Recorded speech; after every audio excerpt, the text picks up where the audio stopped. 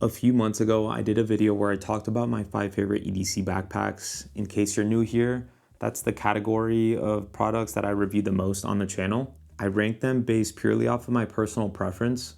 Number 1 being the Pioneer Carry Panda Pack, followed really closely by the Waterfield Designs Tech Folio, which on days I think is my favorite. And then 3, 4, and 5 I would say are in a bit of a separate tier, bags that I really enjoy for specific use cases, but they're a little bit lower on the BJF scale, which was coined recently on a Baghdadi's podcast, which is the Bag Joy Factor. And this Adventure 301 backpack from grams28, I've been using it every day for the past month. I just got back from a week-long road trip adventure around Idaho with my wife and kids, created some amazing memories with a bag, as well as with a family. While transparently, I kind of felt like pressure to decide like, is this my favorite backpack? Because in many ways and at a lot of points, I've been like, damn, I think this is my favorite backpack. But I'm still within the honeymoon stage. I want to wait a bit longer until I can definitively say that. But what I can say with all the confidence is that this bag is in the same tier of Bag Joy Factor as the Pioneer Carry Panda Pack, as well as the Waterfield Designs Tech Folio. In many ways, it is my favorite. On this video, I'm going to talk about why that is, the things about it that I find to be unique, both from a visual design perspective as well as from a functional perspective. I'll share a few nitpicks that I have with it, but I'm also going to spend some time talking about the price point because unfortunately it retails for $699, which is prohibitively expensive for most people. And even people that can't afford it, I think a lot of people, the thought of spending even $200-300 on a backpack is inconceivable. So fully understand that. Worth noting is that if you opt into their email program, you get 15% off of the bag, so that puts you around the $600 range. They were cool enough to send me a link that I'll pin in the comments. If you do decide like, hey, I freaking love this bag, I want to buy it, you get a 20% discount, so that puts you at the $540 mark, which is still very expensive, but yeah, I think psychologically a little bit more digestible than $700. So I'll spend some time sharing my perspective on the pricing, but the important thing to keep in mind is that grams28 has positioned themselves as a luxury brand. They're not competing with the Airs or Bellroys of the world. They're competing with the Carl Friedrichs and the Tumis. I think this bag specifically, more with the Track Bannock Pro. And the reality is that in the world of bags, once you're spending $200 and $250 plus on a bag, that's where that inflection point of diminishing returns kicks in and logic starts going out the window. So for me, once you're spending this kind of money, the things that I'm thinking are, how much do I love the look of it? How much do I value the incremental value adds, the little luxury details? And most importantly, how unique is it, right? Because if I could find something that looks 80-90% like this for significantly cheaper, then it's less compelling. But I haven't found anything that looks like this, that's constructed with this material set for a much more reasonable price. And if you have, please recommend that to me. Let's get into it.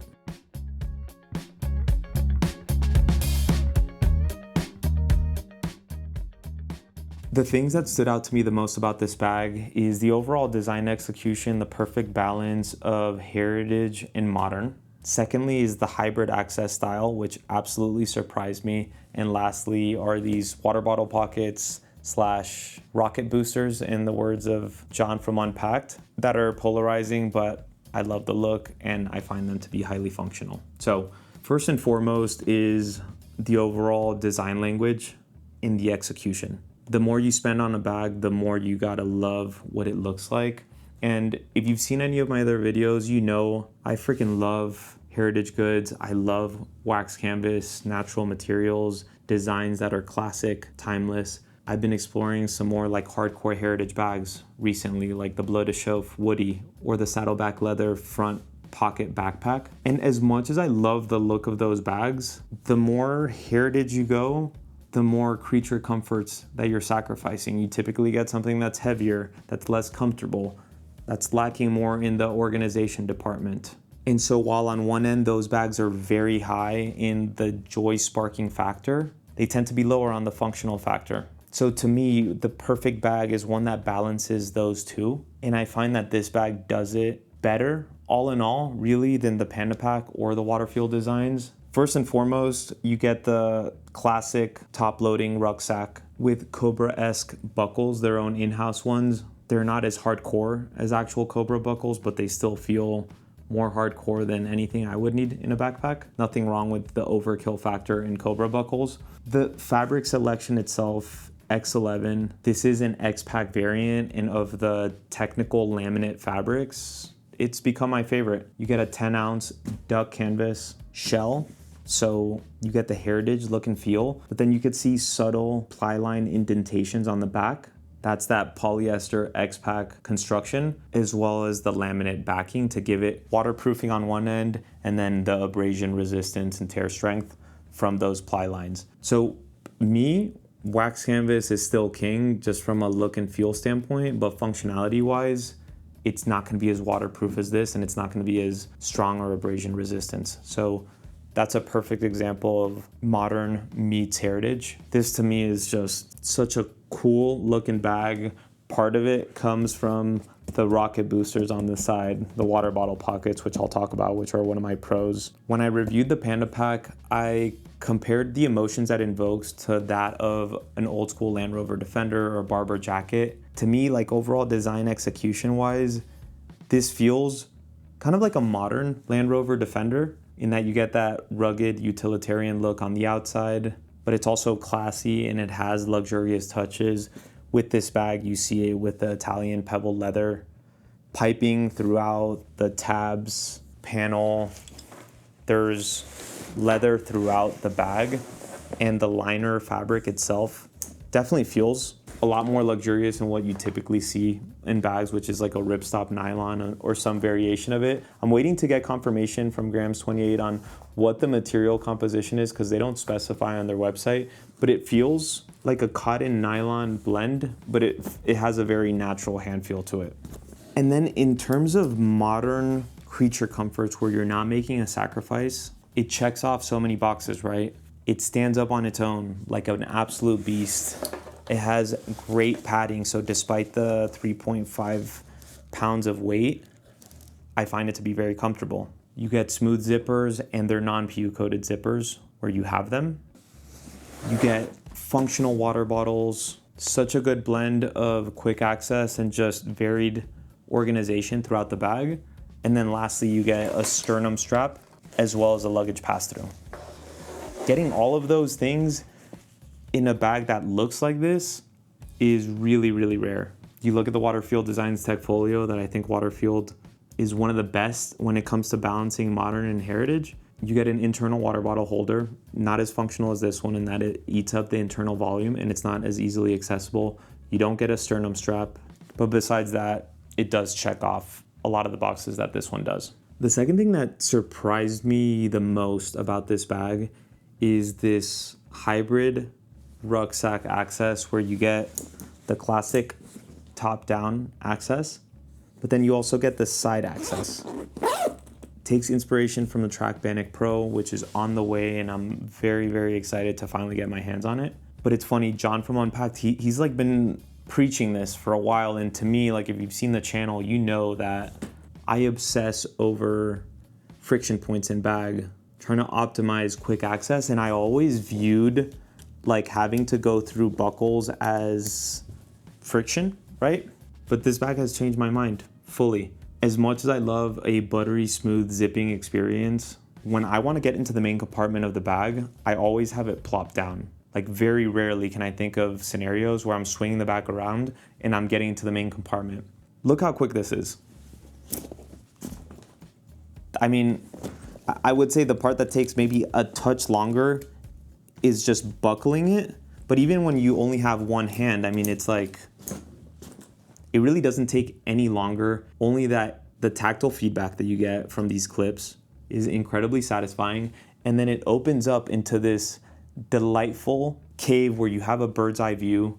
The lid stays undone. And whenever I need to get into the main compartment, that's when I'm accessing bulkier things. And to me, having that be the way I get into it versus like a zipper where sometimes the flap goes forward or you need to like do the whole clamshell thing. Here, you get the beauty of accessing it like that, but then you could also, while you're wearing it, you can zip it from the sides, which I used so much. You get two zippers on each side, so sometimes like I'll have like my kids' extra shoes on the bottom, or something else on top, and I can actually choose, do I want to get in from the bottom or the top.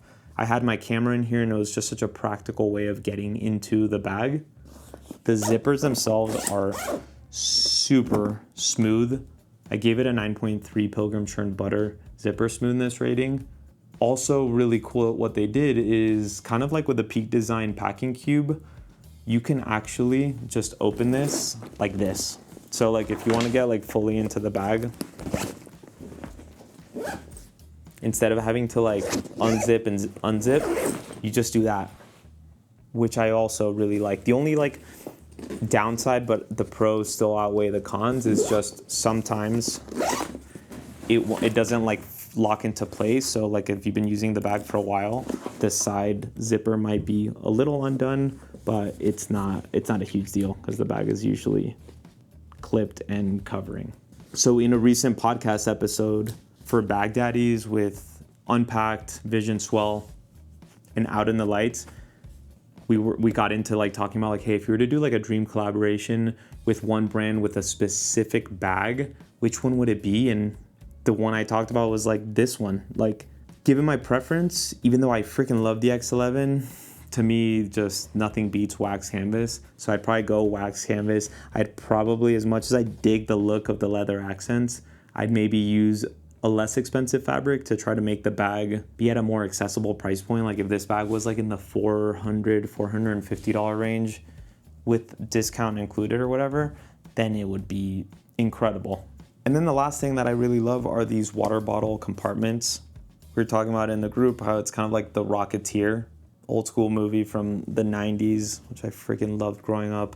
If you compare this bag to the Track Bannock Pro, by the way, which again, I'm very excited to get my hands on it, but the Track Bannock just has flat water bottle pockets on the side. It's a much more pure, simple, classic version of this bag, but I think this gives it a lot of personality. Yes, it adds to the overall footprint of the bag relative to the volume, but beyond the look, a couple things. One, they did this really clever thing where you can see my finger fits through the back of it. So clipping and unclipping it with that little design choice makes it a lot easier and a lot more enjoyable. Look, you can even do it like one-handed. And one of the reasons I love the Panda Pack also is because you get these like zippered water bottle pockets. And it's not that I'm carrying two water bottle pockets, but I love being able to have on one side a water bottle, and then on the other side, it could be an umbrella, it could be like my laptop battery bank, and just having it there secure.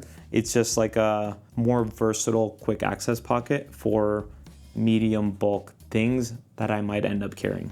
And so while I'm sure there's gonna be a lot of things about the Bannock Pro that I'll probably like more than this one, beyond the water bottle pockets, I've read that you don't get a suspended laptop sleeve with the Track, which is something that at that price point I want to have. And you also don't get a luggage pass-through, which is definitely important for me, especially with a bag that weighs this much. And while I would still take this bag traveling with me, but more as like my carry tech personal items on the plane and in transit, but I'd probably take a packable backpack, something lighter and more comfortable for when I'm gonna be like exploring for extended periods of time. Because while it's comfortable, this leads to my first nitpick with the bag, which is just the weight. And I didn't want to initially include it because it weighs 3.52 pounds, which for an everyday carry backpack that's modern, functional, I would say is on the heavier side for sure.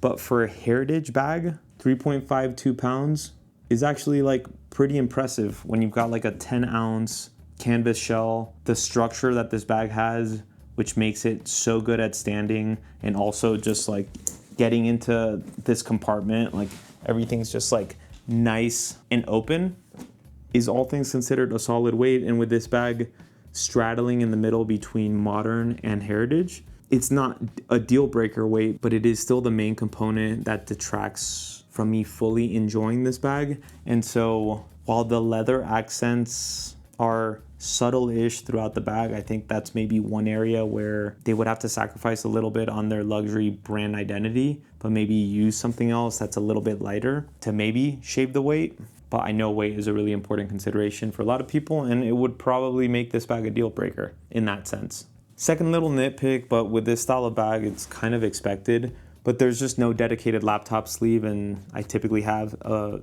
laptop and a tablet, and I like them segmented away from one another.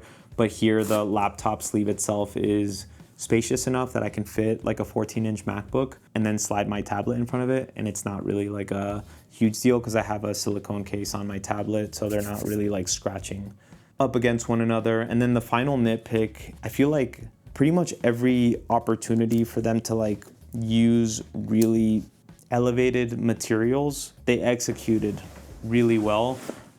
I am very stoked on the fact that they actually used a sternum strap. Like the Panda Pack doesn't have a sternum strap. The Waterfield Designs Tech Folio doesn't have a sternum strap. And I ride a motorcycle like 7 months, 8 months of the year, and having a sternum strap in that scenario is something that I value tremendously. But I just felt like the buckle itself just feels like a very basic plastic buckle that you could have this in a $70, $80 backpack, but this is a bag that retails for $700. So even at $400 or $500, I think at that price point, you're paying for the little details. And I think this one was a little bit of an afterthought. The Evergoods, the Clued MPL, they included kind of a Cobra buckle, not quite, but a metal hardware there, as well as the strap adjustment buckles. And yes, that would add a little bit to the weight, but that's one place where it's gonna elevate the look and feel of the bag and match the level of attention that they put throughout the rest of the bag. All right, let me walk you through it. You can see the ply lines from the X-Pack polyester backing, but you get that 10-ounce duck canvas, natural hand feel. It's dry, a little coarse, but has gotten softer and softer every day. You're gonna get a lot of leather accents throughout. Panel here, piping that runs here, as well as in the water bottle pockets, the pull tabs, some leather here with the branding, little leather loop. When I show you the inside, there's a few more leather pieces there, as well as the grab handle. Chunky, comfortable straps. Here's that sternum strap that I was telling you about, height adjustable. You get leather straps, no strap keepers, worth mentioning as well. Luggage pass-through with a little bit of like a heavy-duty elastic. Yeah, let me pack it out so you can see everything that you've got in there. I'll throw water bottle on one side,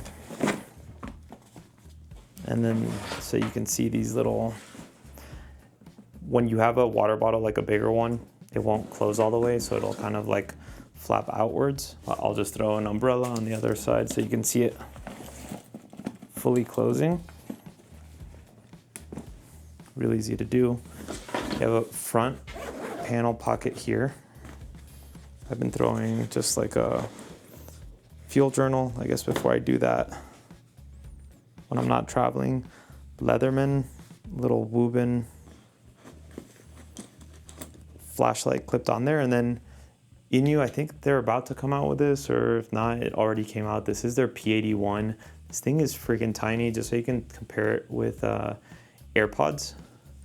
But it's got a retractable USB-C cable. This thing will pretty much charge your phone, I want to say if it's like dead, about 80%. But it's tiny. You can see the percentage of battery left. And then this part right here, you can actually charge an Apple Watch on there. But I'm not big on like hooking something like this on the outside where it's like dangling, but throw it in there. There's also like another pocket here in the back, but when I have bulkier things on here, I just don't really use it much. Let me throw fuel journal there. And then this is a fantastic quick access pocket where I throw sunglasses, AirPods if I'm gonna be using them live, and I'll just throw them on the inside. And then getting into the bag, you'll see that this always stays put. You get on the top part 2 zippered mesh pockets that are great for like smaller things. So I'll throw like a passport on one side, and I already have a few small things in there. Let me actually open this up so you can fully see. what's in here. So you have like their admin panel. It's kind of in the main compartment, but you have like 3 stretch mesh pockets here. I'll throw AirPods, charging brick, and nothing else here. You have a zippered pocket here and then Velcro here. So this helps keep the camera cube, which I'll show you now, in place. And then one thing I really like is that you have in the bottom these 2 like kangaroo stretch mesh pouches. On the left side, they are stitched down the middle, so a little bit more limited in the stuff that you can put in there. I always have a hard time finding a place for my Logitech mouse, and this is like the perfect place for that. Cables there, smaller things. You have another pouch here as well as here, just a ton of organization. Let me throw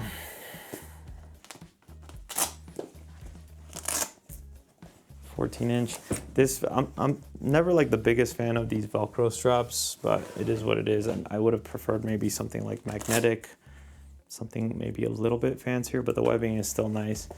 But as you can see, 14" laptop, tablet, both fit in there. And then, so you can see the camera. Candidly, because this bag already weighs 3.5 pounds and because I don't carry a ton of camera gear with me, I just typically carry my camera with like a prime lens on it. I don't use the camera cube, but for anyone that might be, the way you can set it up is that you can actually access it from the front if you want, or from the side. As you can see, there's like Velcro on the back part of this, so it sticks onto that. There you go. But the idea is